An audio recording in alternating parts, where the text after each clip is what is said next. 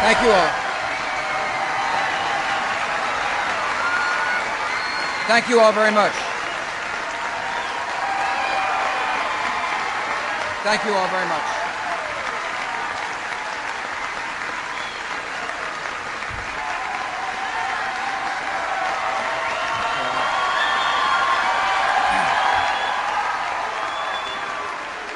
Thank you very much.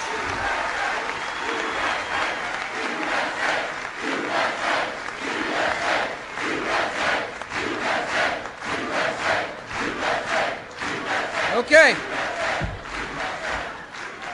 I know you all are anxious to get back to class, so please be seated. Thank you for such a warm welcome. It's great to be in the home of the Big Blue.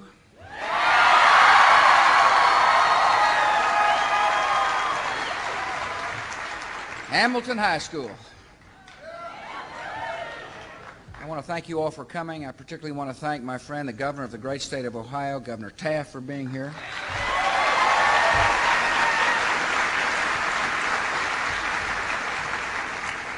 I want to thank Tracy Miller for being so hospitable.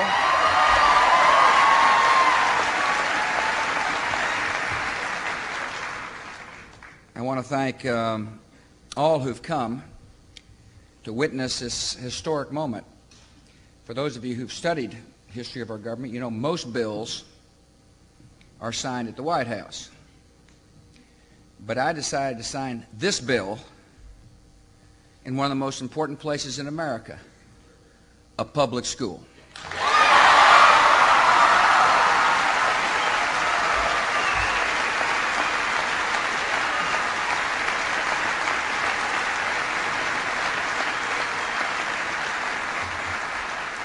We've got large challenges here in America. There's no greater challenge than to make sure that every child, and all of us on this stage mean every child, not just a few children.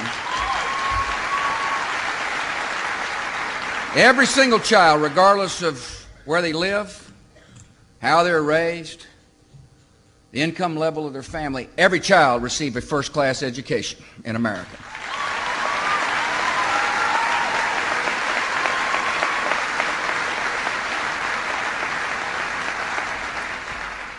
And as you know, we've got another challenge, and that's to protect America from evil ones.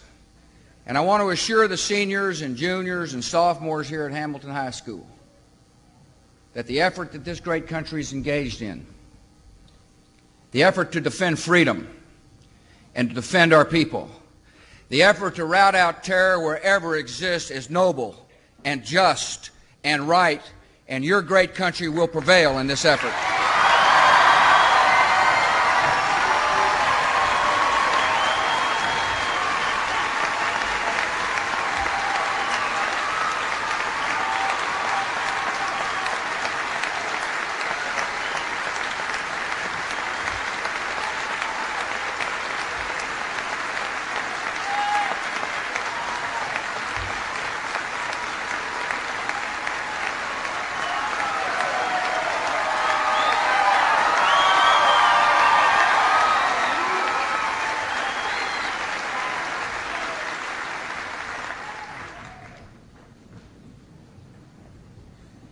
I long for peace,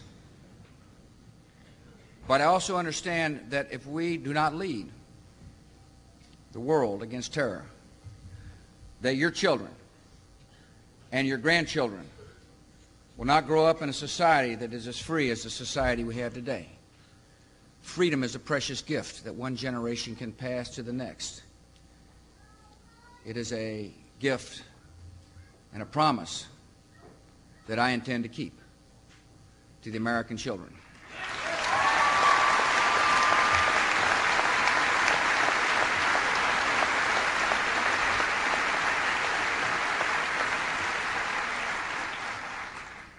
And we owe the children of America a good education, and today begins a new era, a new time in public education in our country. As of this hour, America's schools will be on a new path of reform. and a new path of results. Our schools will have higher expectations. We believe every child can learn. Our schools will have greater resources to help meet those goals. Parents will have more information about the schools and more say in how their children are educated. From this day forward, all students will have a better chance to learn, to excel, and to live out their dreams.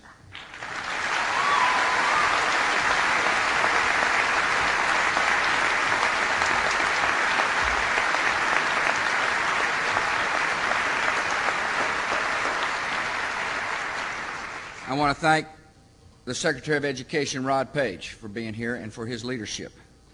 I asked Rod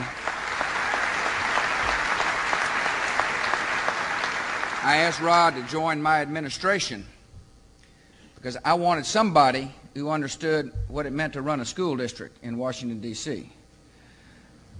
I didn't need somebody that based his knowledge on theory. I wanted somebody to base his knowledge on experience.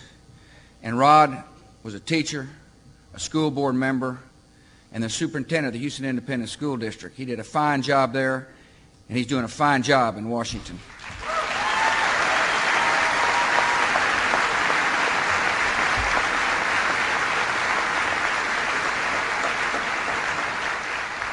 Reaching this moment has not been easy, as you could tell from Chairman Boehner's discussion.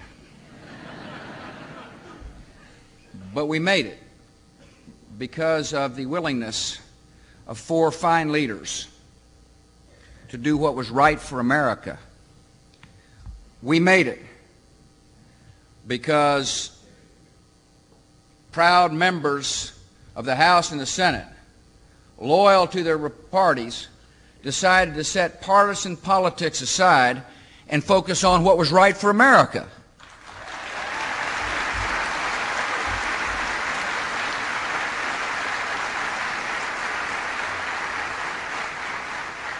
I want to thank George Miller. I call him Big George. Jorge el Grande. As John mentioned, George and I aren't from the same political ideology.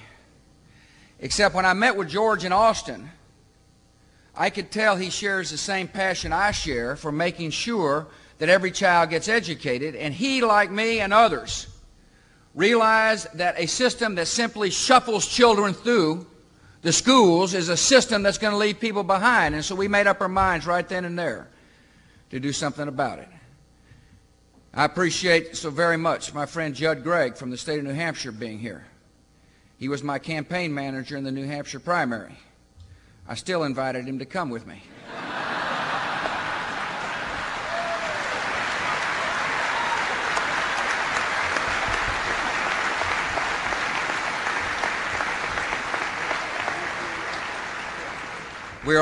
After here, we're going to New Hampshire. I look forward to singing Judd's praises because he is a solid United States Senator, honest, full of integrity, and like the others here, he buckled down to do what was right for the children.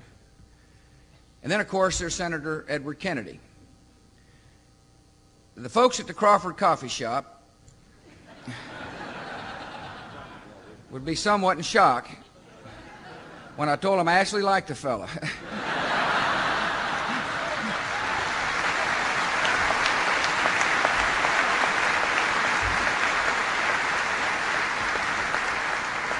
He is a fabulous United States Senator. When he's against you, it's tough. When he's with you, it is a great experience.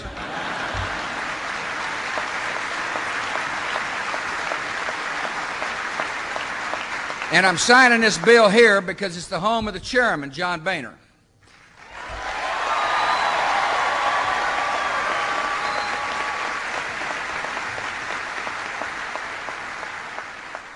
John did a really good job. He shepherded the process. He made sure people showed up for the meetings. He was dogged in his determination to get this bill done. It would not have happened without his leadership.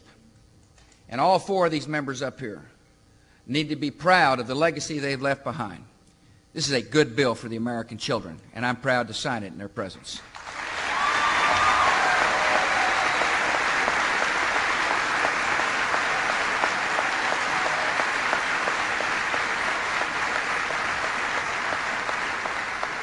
Other members of the Congress who are here as well, and I want to thank them for coming.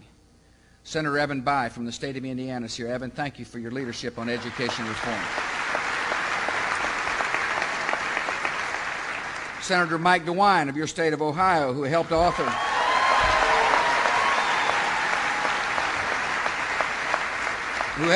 the Safe and Drug-Free Schools part of this bill. Thank you for your leadership.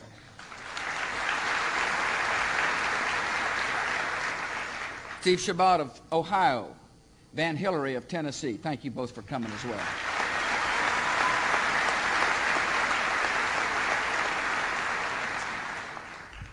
In that box is the bill. I don't intend to read it all. It's not exactly light reading. But if you were to read it all, you would find that it contains some very important principles that will help guide our public school system for the next decades. First principle is accountability. Every school has a job to do, and that's to teach the basics and teach them well. If we want to make sure no child is left behind, every child must learn to read, and every child must learn to add and subtract.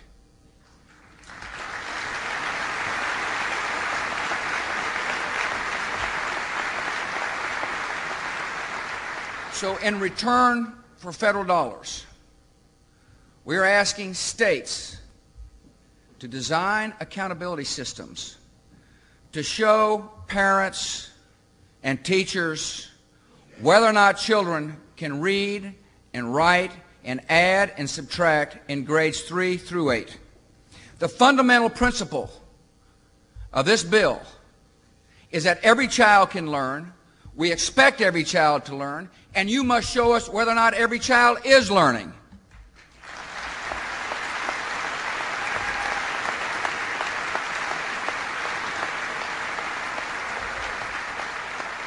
I read a quote one time from a young lady in New York. She said, "I don't ever remember taking an exam. They just kept passing me along. I ended up dropping out in the 7th grade. I basically felt nobody cared." The story of children being just shuffled through the system is one of the saddest stories of America. Let's just move them through. It's so much easier to move a child through than trying to figure out how to solve a child's problems. The first step to making sure that a child is not shuffled through is to test that child as to whether or not he or she can read and write or add and subtract. The first way to solve a problem is to diagnose it. And so what this bill says, it says every child can learn. And we want to know early before it's too late whether or not a child has a problem in learning. I understand taking tests aren't fun. Too bad. We need to know in America. We need to know whether or not children have got the basic education.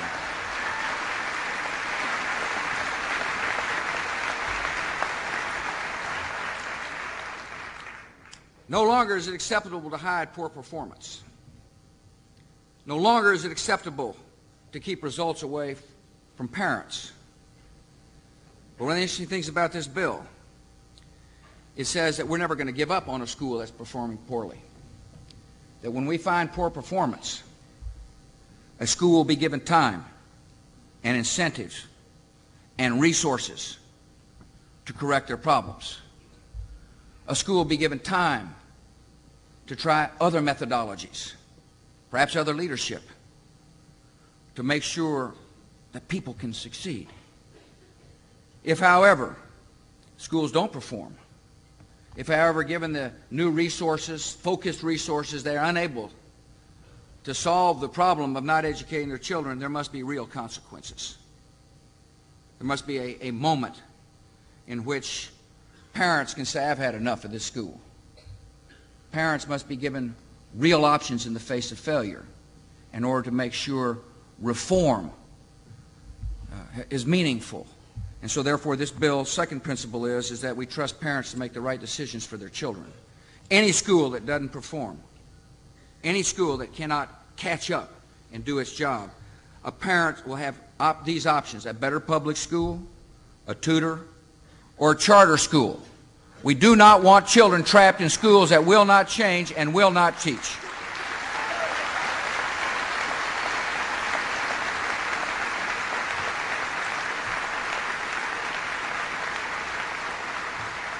The third principle of this bill is that we got to trust the local folks on how to achieve standards, to meet the standards. In Washington, there's some smart people there, but the people who care most about the children in Hamilton are the citizens of Hamilton. The people who care most about the children in this school are the teachers and parents and school board members, and therefore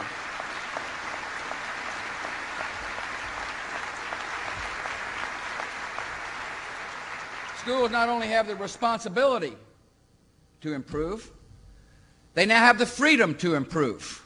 The federal government will not micromanage how schools are run.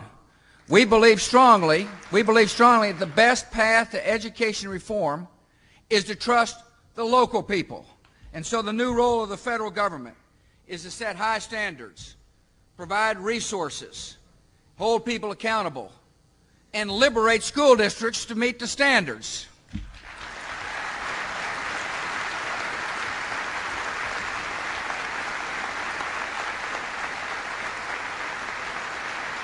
I can't think of any better way to say to teachers, we trust you. And first of all, we got to thank all the teachers who are here. I thank you for teaching.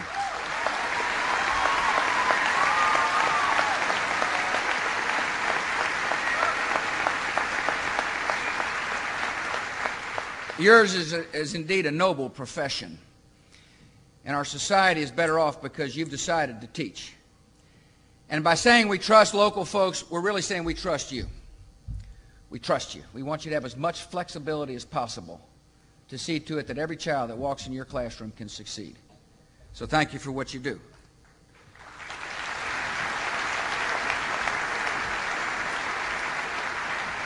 And a fourth principle is that we're going to spend more money, more resources. But they'll be directed at methods that work. Not feel-good methods, not sound-good methods, but methods that actually work, particularly when it comes to reading. We're going to spend more in our schools, and we're going to spend it more wisely. If we've learned anything over the last generations, money alone doesn't make a good school. It certainly helps. But as John mentioned, we've spent billions of dollars with lousy results. So now it's time to spend billions of dollars and get good results.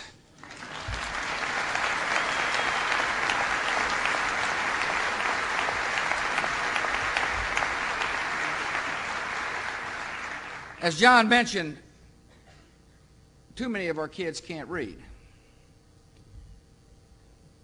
You know, a huge percentage of children in poverty can't read at grade level. That's not right in America. We're going to win the war overseas, and we need to win the war against illiteracy here at home as well. And so this bill. So therefore, we tripled the amount of federal funding for scientifically based early reading programs. We got money in there to make sure teachers know how to teach what works. We've got money in there to help promote proven methods of instruction. There are no more excuses, as far as I'm concerned, about not teaching children how to read. We know what works. The money's now available, and it's up to each local district to make sure it happens. It's up to you, the citizens of Hamilton, to make sure no child is left behind. The federal government can spend money, and we can help set standards, and we can insist upon accountability. But the truth of the matter is, our schools will flourish when citizens join in the noble cause of making sure no child is left behind. This is the end of a legislative process. Signing this bill is the end of a long, long time of people sitting in rooms trying to hammer out differences. It's a great symbol of what is possible in Washington when good people come together to do what's right. But it's just the beginning of change. And now it's up to you, the local citizens of our great land, the compassionate, decent citizens of America, to stand up and demand high standards and to demand that no child, not one single child in America, is left behind. Thank you for letting us come. May God bless.